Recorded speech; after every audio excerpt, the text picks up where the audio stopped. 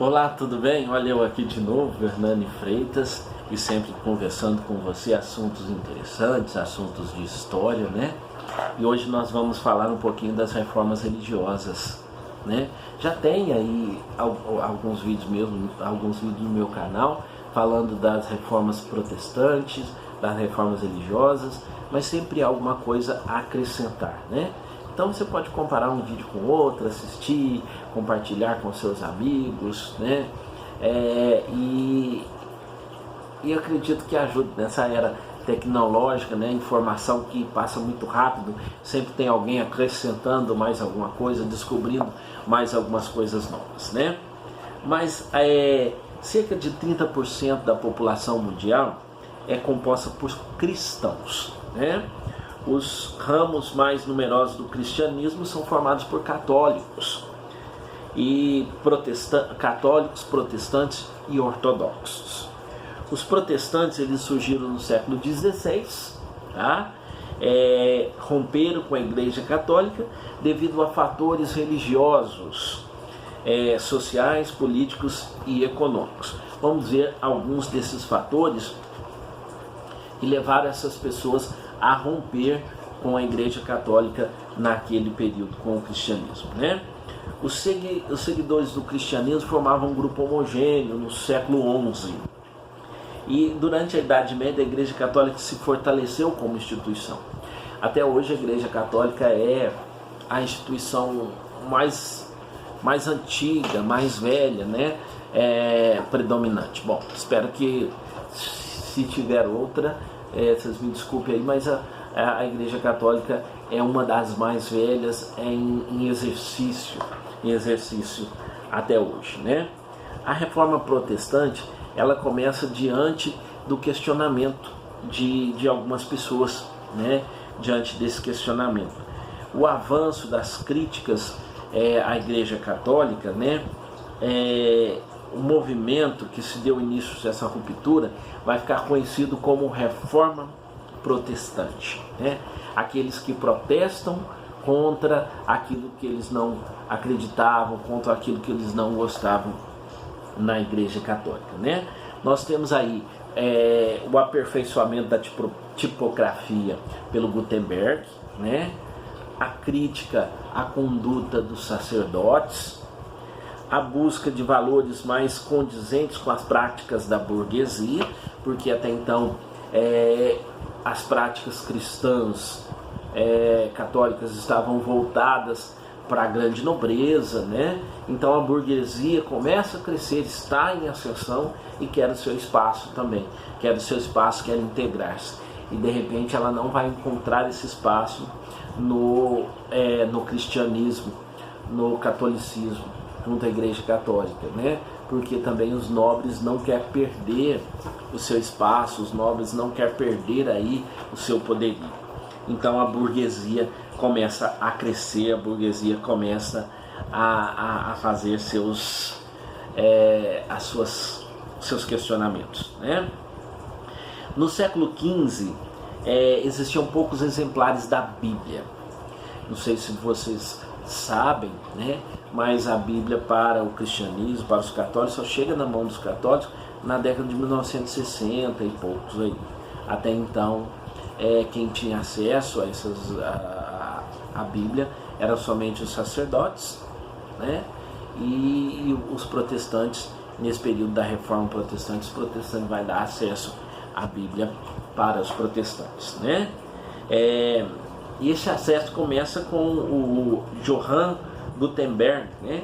Que desenvolveu um processo de impressão com tipos móveis de metal, né? Que nós conhecemos como painéis, que vai ser estudado para um próximo assunto, né? Então, e as críticas ao clero? Quais eram essas críticas?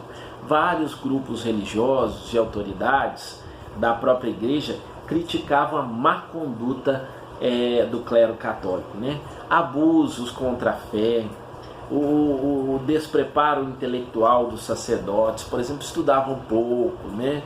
Criticavam o fato de que os papas e os membros do alto clero viviam no luxo às custas da maioria dos fiéis, né? E a principal principal fonte dessa crítica é a chamada indulgências. O que era a indulgência? A venda do perdão dos pecados era criticada por muita gente, né? Dessas indulgências era a venda do perdão dos pecados. Vendia-se, e eles abusavam, muitos sacerdotes abusavam da falta de conhecimento das pessoas naquela época, nem todo mundo era letrado, muitos nobres ou muitas pessoas não se preocupavam em saber ler ou escrever. Por quê? Porque eles achavam que tinha outras pessoas que podiam ler para eles ou fazer o serviço deles, né? Então o conhecimento passa a ser valorizado justamente com o renascentismo, quando as pessoas começam a acreditar mais no seu potencial, a ver que o conhecimento abre novas portas, não é verdade? Então muitos padres vendiam um ossinho de frango falando que era o dedinho de Santo Antônio, vendiam pedaços de madeira falando que era da cruz de Cristo, e as pessoas com pouco conhecimento acabavam comprando, e com isso a igreja passa a ser a detentora de maior parte das terras cultiváveis e tem um patrimônio muito grande. Diferente de hoje, né? Hoje ela tem um patrimônio muito grande, sim, mas esse patrimônio hoje nem chega aos pés daquela época passada, né? A igreja criticava também a usura. O que era a usura? A usura é a prática de cobrar juros altos sobre empréstimos e valores, né? E isso ia de encontro com a burguesia. A usura ia de encontro à burguesia. Por quê? A burguesia surge com o grande comércio. A burguesia vive a partir do comércio, né? E olha, ela compra um produto numa determinada região, é lógico que ela vai vender para lucrar, né? Para ter um pouco mais de dinheiro e tal, e surge aí os bancários com o capitalismo, por empréstimos, e aí vai. E aí nós temos uma crítica da Igreja Católica. Os fiéis, o povo não podiam compartilhar isso, mas os padres viviam no luxo, né? Os padres viviam no luxo. Então surge aí os estados nacionais, né? Portugal surge como o primeiro estado nacional organizado assim, sistematicamente, burocraticamente, do jeito que nós conhecemos, né? E aí tu vai crescendo, né? E a reforma protestante, ela vai acontecer, ela vai nascer principalmente com o monge Martinho Lutero, né? Martinho Lutero, ele iniciou seu movimento de ruptura com a igreja, né? Na cidade Eisleben, né?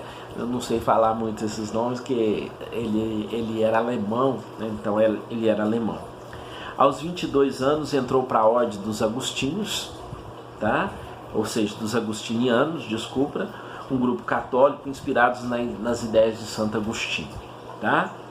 Em seus estudos, Lutero encontrou na Bíblia a frase que vai ser fundamental para a sua luta, para a sua mudança, para as suas mudanças, né? Que é: o justo viverá da fé. Concluímos que o homem é justificado pela fé, sem as obras da lei.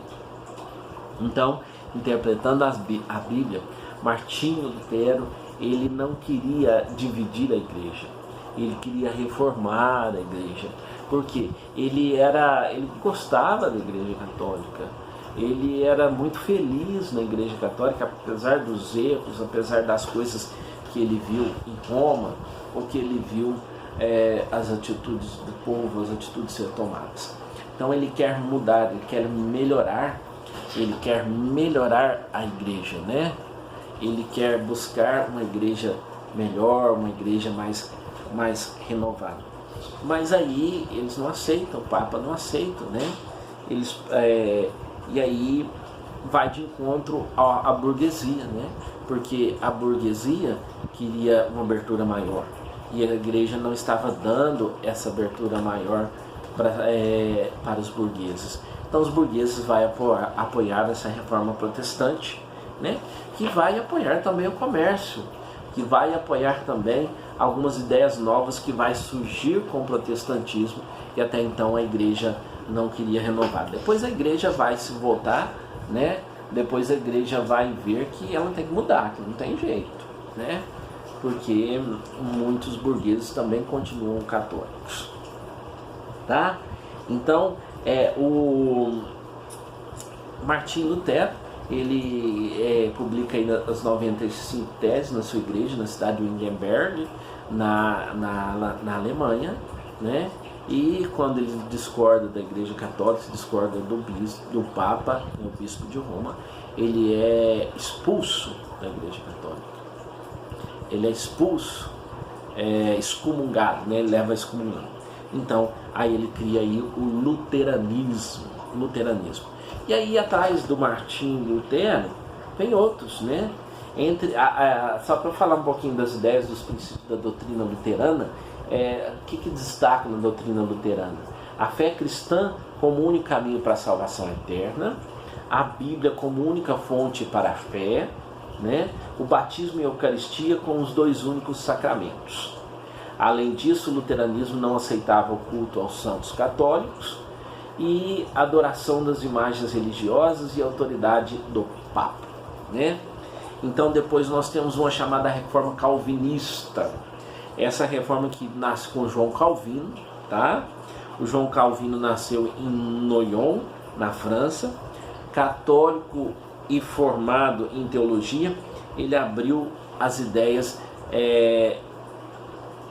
de reformadores protestantes, mas depois liderou o próprio movimento reformista que foi chamado de calvinismo, tá?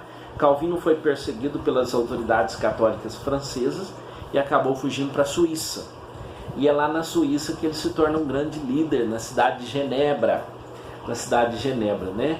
O governo calvinista condenava o jogo, o culto às imagens, as danças e o uso de roupas luxuosas e de joias, tá?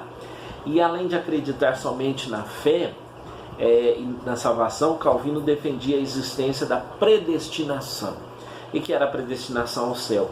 Ele explicava que algumas pessoas eram eleitas por Deus para serem salvas e ninguém poderia interferir no plano de Deus, né? O calvinismo se espalhou pela França, pela Inglaterra, pela Escócia, dando origem a outros correntes protestantes, né? Os calvinistas pregavam que os cristãos deveriam trabalhar muito, evitar gastos desnecessários e orar a Deus. O trabalho intenso é recompensado com sucesso econômico, era entendido como um sinal de salvação, da salvação predestinada. Segundo o sociólogo Max Weber, né? Max Weber dizia o seguinte: as ideias calvinistas favoreceram os interesses da burguesia. Não sou eu que estou dizendo, tá bom? Quem disse isso foi Max Weber, um grande sociólogo que é estudado até hoje. Então, esse vídeo vai ficar um pouquinho extenso mesmo, porque a reforma protestante é bem grande, né? Depois aí nós temos o anglicanismo que também data do século XVI. O anglicanismo tem a figura marcante, a figura interessante de ser analisada do rei Henrique VIII, né? Do rei Henrique VIII. O rei Henrique VIII, ele queria um herdeiro, ele era casado com Catarina de Aragão, que por acaso eu acredito que era sua parente. Catarina de Aragão, que não conseguiu lhe dar um filho homem. Então ele havia há pouco sido aclamado pelo Papa como defensor perpétuo da Igreja Católica. E nesse vai e vem, o Henrique VIII, influenciado, é lógico, por alguns príncipes, por algumas pessoas, que queria também as terras da igreja, viu? Não pensar só nisso, que essa mudança para o anglicanismo na Inglaterra não vai somente ao interesse do rei Henrique VIII em se casar novamente, em se divorciar da Catarina de Aragão para se casar com a Ana Bolena, mas também tem um interesse incluso aí para que eles a Igreja Católica estava com um poder muito grande, e esse poder estavam com medo, então eles queriam reaver os bens da Igreja Católica. E é lógico, com a Igreja Anglicana tendo como chefe o rei Henrique VIII, que depois vai se caminhando e vai ter como chefe os monarcas da Inglaterra, hoje Elizabeth II, né? E tem os seus outros chefes religiosos, que eu não sei citar assim, com prestezas quais são. Tá bom? Então, essa mudança vai acontecer, a Igreja Anglicana vai ser, e depois, resumidamente, o Henrique VIII, ele tem, parece que 6 casamentos, desses 6 casamentos ele teve só um filho homem, que também veio a falecer, ainda jovem, ainda adolescente, e quem assume depois do rei Henrique VIII é a rainha Elizabeth I, que vai também fazer a Inglaterra crescer muito e virar uma potência nesse período, né? E acredito que a rainha Elizabeth I não tenha deixado herdeiros, e aí nós tem um outro caminhar, né? Que é um outro estudo, em um outro momento, não é verdade? Então, aí depois nós vamos estudar, esses foram os principais da Reforma Protestante, né? Aí depois nós temos a Reforma Católica. Lembrando que a Igreja Católica não ficou quietinha, né? Os católicos não ficaram quietinhos, não ficaram calados, não ficaram sentados somente fazendo as suas orações. Os católicos, eles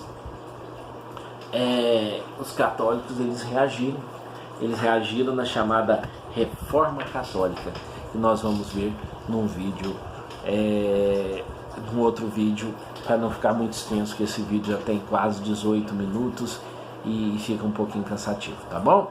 Espero que você tenha gostado, que tenha te ajudado. Pode discordar, não tem problema, porque ninguém é dono da verdade, ninguém sabe tudo, mas pode acrescentar algumas coisas, né? Compartilhe aí com seus amigos, compartilhe para você estudar, para você fazer aí uma boa avaliação e para você obter mais conhecimento, tá bom? Um grande abraço, até a próxima, tchau, tchau.